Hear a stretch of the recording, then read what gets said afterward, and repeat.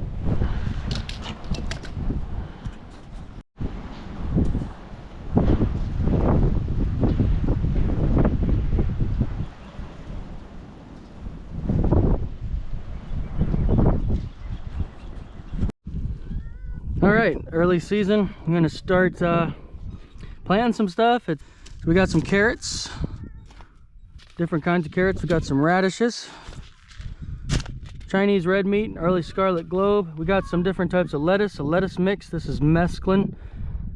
Mesclun. We got some beets, and then some more carrots, some white carrots. So we got we got purple carrots, we got white carrots, and then we got the this St. Valerie variety, which looks like the regular carrots. So we'll be planting all these in the tubs, just because they grow up quick, low turnaround. Don't have to worry too much about weeding them. We don't have to get down in the dirt to weed them. We can weed them without having to bend over and get down on our knees and stuff. And we'll be able to turn around these real quick and then rest them, and then we'll be able to plant these again in the fall. So I got Aiden out here today. He's gonna help me. So what do you want to plant, buddy? I want to see those purple carrots. Purple carrots? They're okay. really weird. So we also got these bins over here. Nice thing about these is they're not really where we want them exactly, but we can always move these. So they're pretty heavy, but I can just throw them on the front end loader of the tractor, and we can just put them wherever we need to. So if I don't like them here, or if they're, you know, getting too much sun or too much shade or whatever, I can kind of move these around. Nice and easy to manage, and they're plenty deep. So for like the carrots, they're nice and, you know, soft. They like really soft, fluffy soil. So I keep this real soft and stuff. This is 100% topsoil and compost.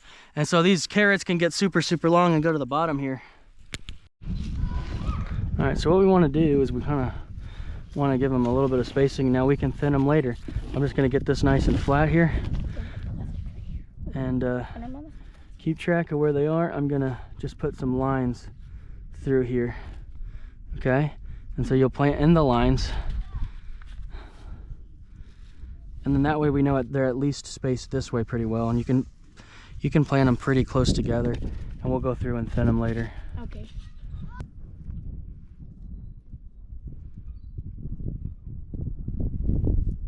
So you can go like this, it'll make it a little faster. You can grab a pinch, and you just kind of watch them go along here.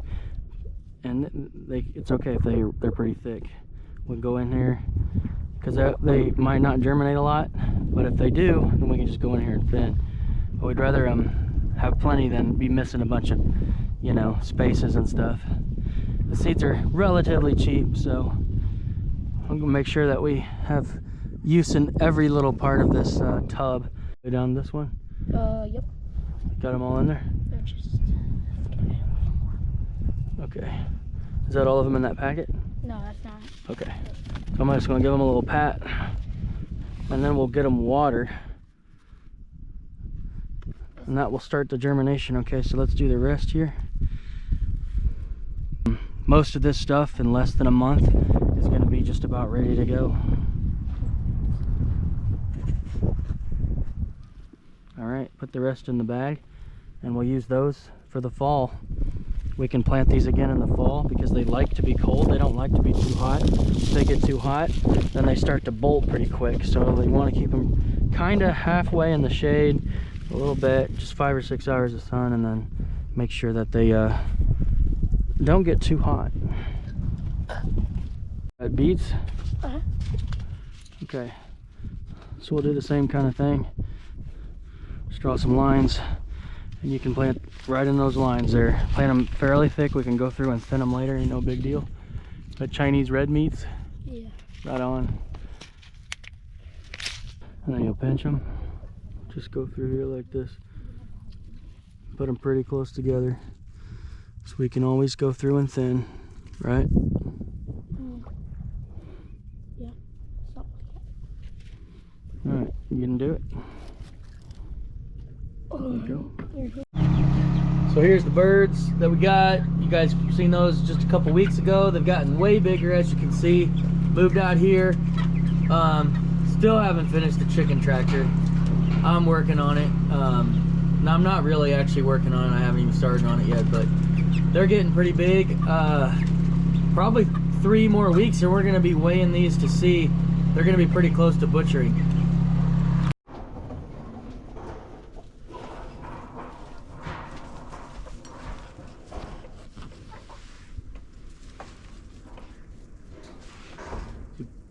Pecking in there? Yep, you can see his little beak, can't you? I'll be dang. So she's actually gonna hatch him.